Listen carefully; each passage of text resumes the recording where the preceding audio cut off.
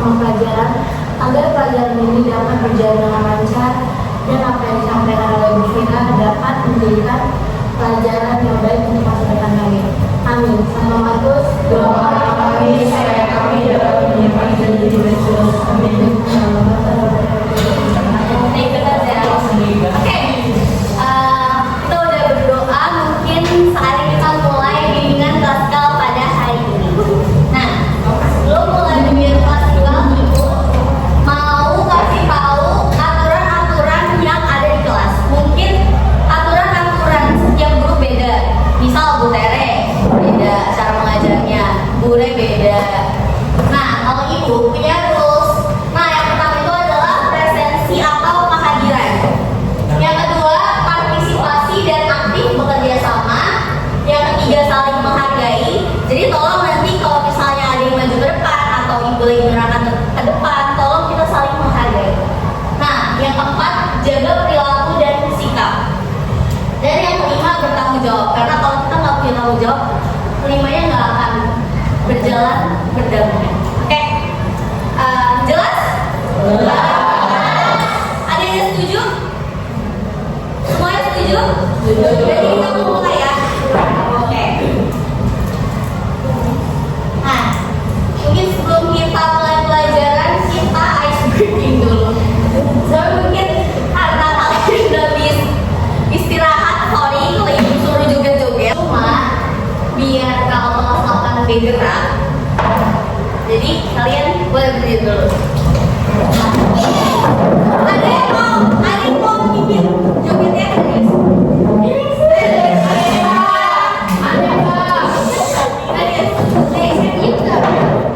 Sambil lihat ya dari YouTube. Ayo kita mulai ya. 1, 2, 3. Ayo dia joget.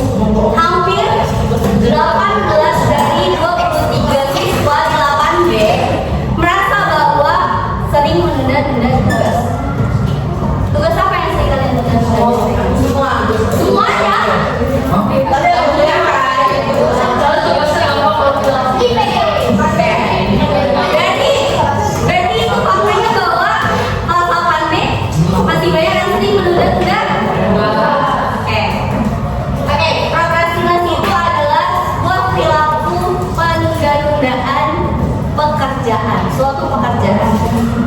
Next, udah ngerti apa itu prokrastinasi? Apa? Menunda-tunda tuh. Oke, next. Nah, ada yang mau baca? Davi. Prokrastinasi adalah kebiasaan menunda atau menghindari tugas yang seharusnya dikerjakan misalnya dalam bidang akademik. Oke, karena kalian di bidang sekolah namanya adalah prokrastinasi apa? Oke, kita boleh next. Ayo, mari kita kenali ciri-ciri prokrastinasi. Yang pertama, menunda-nunda tugas atau pekerjaan. Yang kayak tadi udah kita bahas. Yang kedua, lebih memilih sesuatu yang menyenangkan. Contoh. Oke, scroll TikTok. Scroll TikTok. Tidur. Oke. Yang ketiga, merasa stres, dia menjalankan ada yang tahu kayak ini. Biasanya stres karena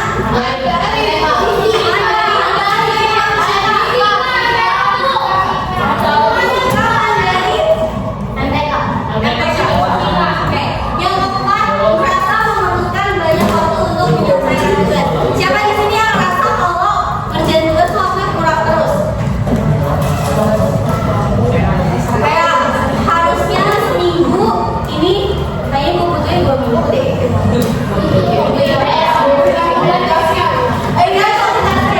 Oke, tergantung tugasnya. Oke, next.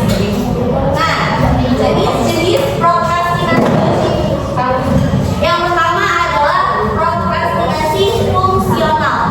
Prokrastinasi fungsional itu lebih ke kalian menunda tugas, tapi karena ada alasannya. Biasanya, contoh, kalian lebih produktif di kantor. Contoh, dia sering menunda tugas sekolah. Ini misal ya, Nano sering nunda nggak? Enggak kan? Rajin kan? Nano mah rajin kan Mas Wen? Nah, misal Nano di sekolah sering nunda tugas. Alasannya karena dia produktif di futsal. Itu kan suatu hal yang menghasilkan. Misal di futsal dia ikut kompetisi, turnamen. Nah, itu namanya prokrastinasi fungsi karena ada hal yang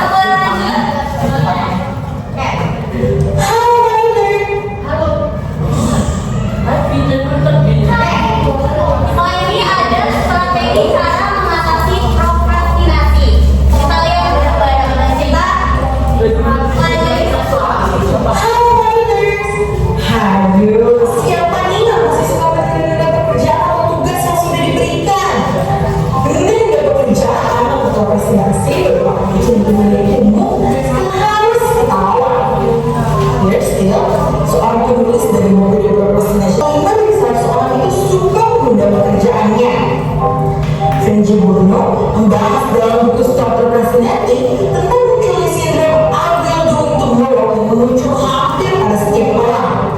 Seorang prokrastinator cenderung mengerjakan sesuatu dalam waktu yang dekat karena merasa lebih terdorong untuk menyelesaikan tugas dengan cepat. Mempertanyakan kemampuan yang dimiliki juga menjadi salah satu alasan yang membuat kita melakukan prokrastinasi dan mengerjakan hal lain yang cenderung membuat kita merasa bahagia. Nah, terus gimana dong solusinya?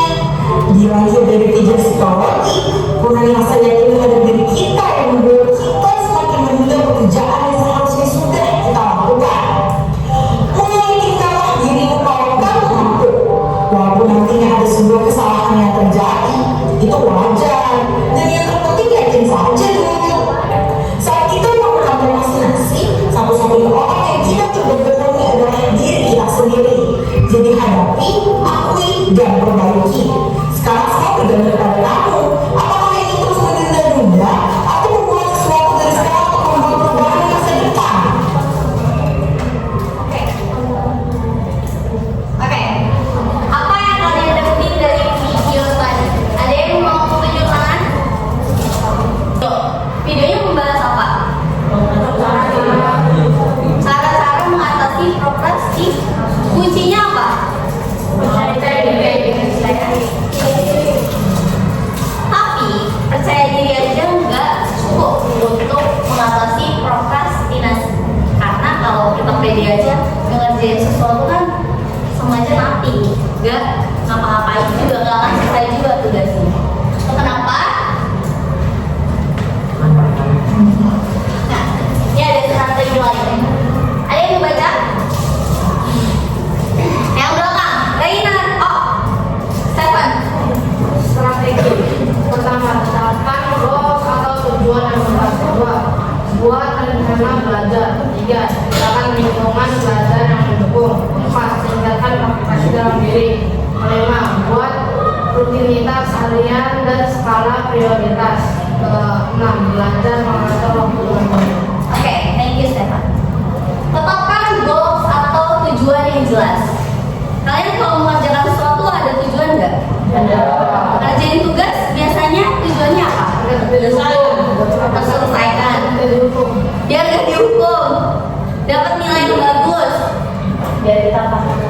Biar paham materinya. Nah, yang kedua, di sini udah ada yang pernah buat rencana belajar. Iya. Really? Good. Udah pernah. Gimana tulis buatnya?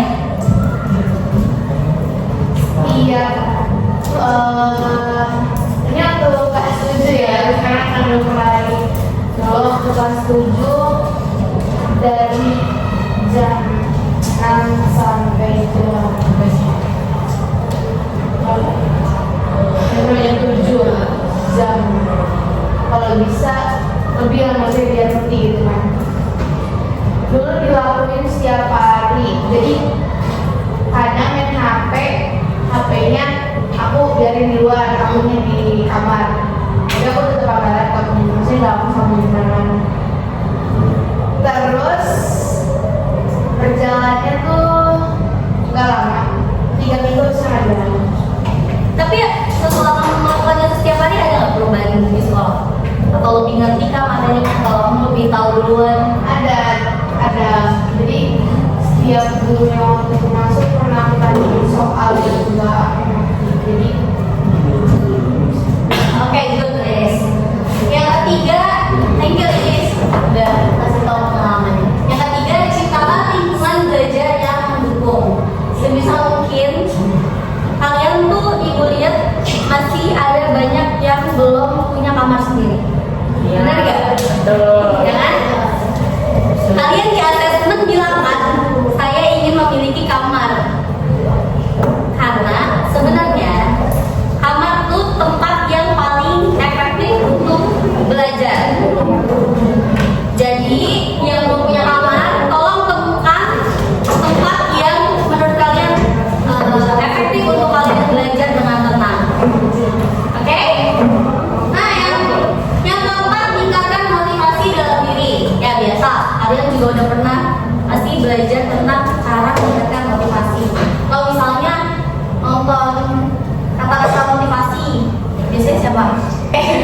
Ya, tingkat motivasi kan dari dalam diri, dari luar juga bisa. Tapi kalau dalam diri biasanya niat. Segala sesuatu yang dikerjakan dengan niat pasti akan berjalan. Kalau nggak niat sama sekali, datang ke sekolah cuma ya udah gue datang aja tidur atau ngapain, ya nggak akan efektif sama sekali. Oke. Yang kelima, buat rutinitas harian dan skala prioritas. Nanti ibu kasih videonya tentang cara membuatnya. Yang terakhir, belajar mengatur waktu dengan baik. Biasanya kalian waktu ibu seumuran kalian yang paling sering ibu lakukan adalah main sama temen, nongkrong, pulang-pulang udah capek, main game, tidur. Jangan ditiru. Oke? Ada di sini yang sudah punya jadwal di rumah, misal pulang sekolah ngapain, bantu orang tua jam berapa, tidur jam berapa, lima, good. Actor, trainer, siapa tuh yang udah kelihatan? Andika. Oke. Ada yang mau tanyain tentang strategi? Udah jelas?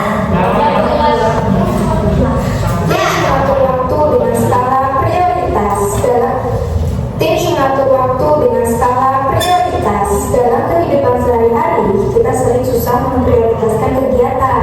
Nah, kalian harus tahu skala prioritas antara penting dan mendesak. Dari urusan penting dan mendesak ini dapat dibentuk 4 kuadran.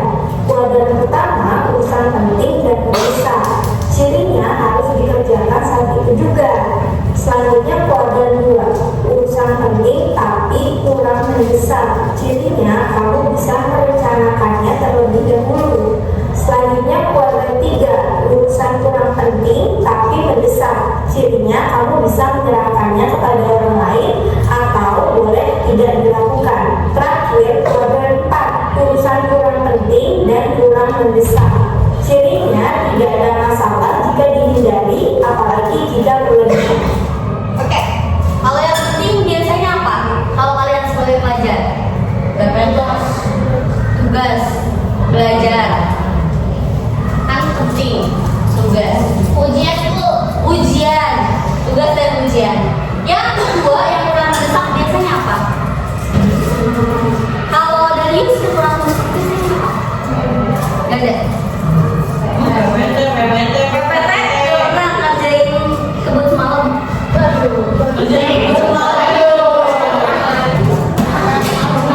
Kalau yang kurang penting biasanya apa? Main.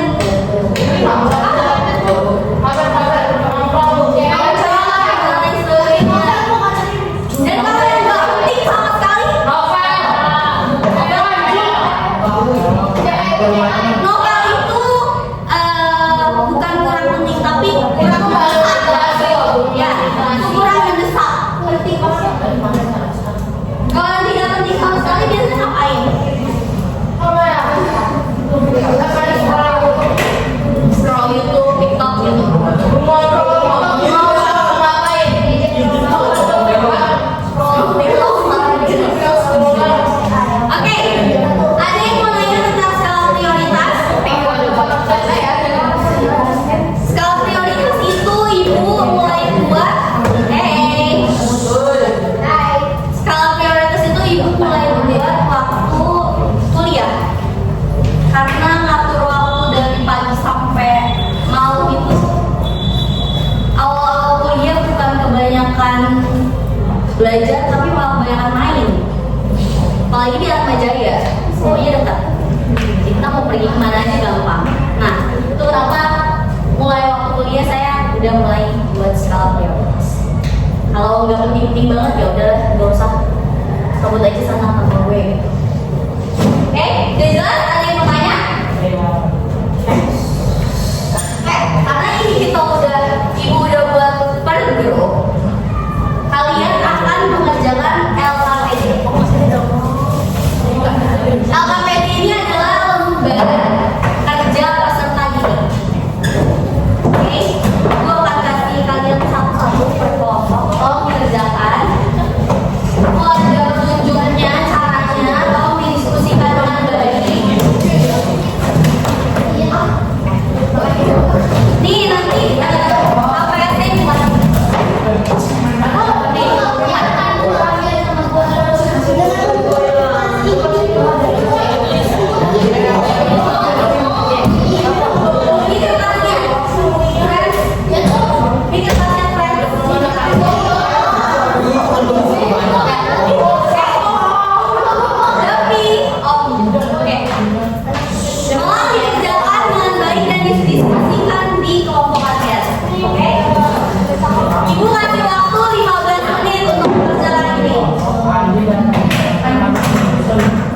siapa?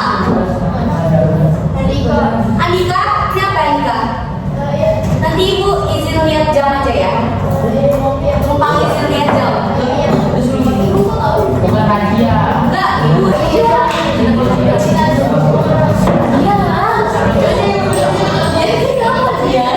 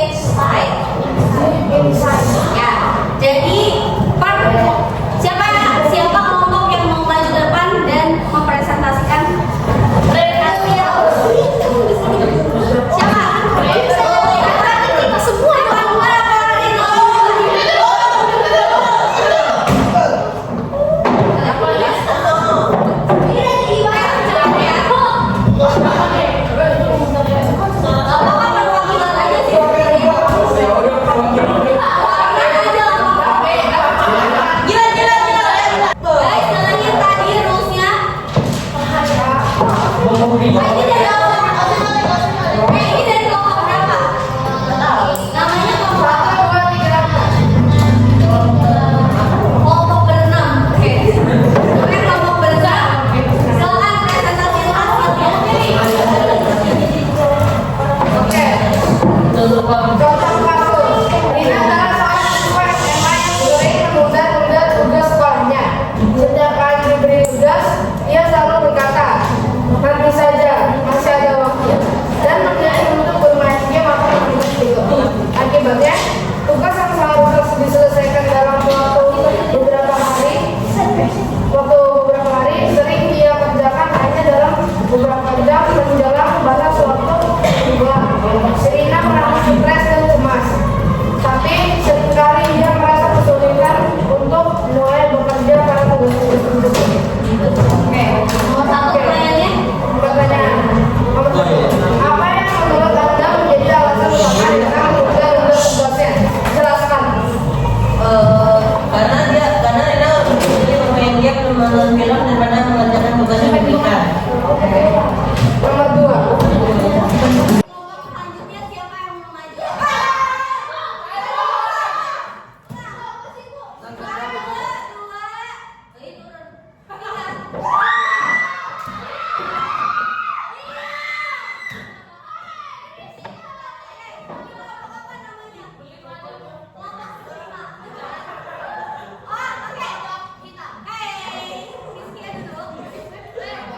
Ini kelompok berlima aja mau mempresentasikan hasil pekerjaannya. Oke. Langsung soalnya aja, Bu. Apa yang menurut Anda menjadi alasan utama Rina menunda-nunda tugasnya? Jelaskan. Alasan utama adalah bermain game atau menonton film karena menurutnya masih banyak waktu untuk mengerjakan tugas. Kedua, apa dampak dari kebiasaan menunda-nunda ini terhadap Rina dalam jangka pendek dan panjang? Apa? Kebiasaan apa, Rina? Dampak dalam jangka pendek kita akan sulit dalam memahami materi dan menyelesaikan tugas dan waktu. Oke. Jangka panjang enggak? Jangka panjangnya? Dampak jangka panjangnya adalah saat sudah menempuh hidup sebagai orang dewasa, kita lebih mementingkan kepentingan diri sendiri untuk memuaskan diri dan otomatis kami mengambil waktu yang telah dibutuhkan dalam kualitas diri yang menjadi buruk supaya mas selama mengerjakan hal Apa saja strategi yang dapat digunakan untuk mengatasi prokrastinasi dan menyelesaikan tugas tepat waktu? Apa strateginya apa, Rina? Buat Rina. Membuat jadwal aktivitas dan menggunakan waktu sebaik-baiknya dan menjadi sebagai motivasi untuk depan. Oke, menyelesaikan tugas dengan sebaik-baiknya dan mengatur waktu dengan baik. Dan menjadikan pekerjaan sebagai motivasi untuk depan. Oke, menjadikan pekerjaan atau tugas sebagai motivasi ke depan. Sebagai tujuan. Oke, tepuk tangan buat kelompok berlima aja. Tepuk tangan, panas.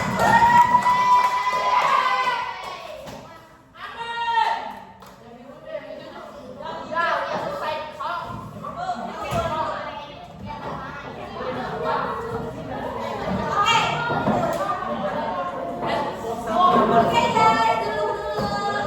Oke, terima kasih untuk kelompok yang udah sharing insight. Kita mungkin mau next ke tahap selanjutnya, yaitu ada yang mau bertanya tentang pelajaran hari ini atau materi hari ini? Udah merasa jelas? Udah ada yang belum?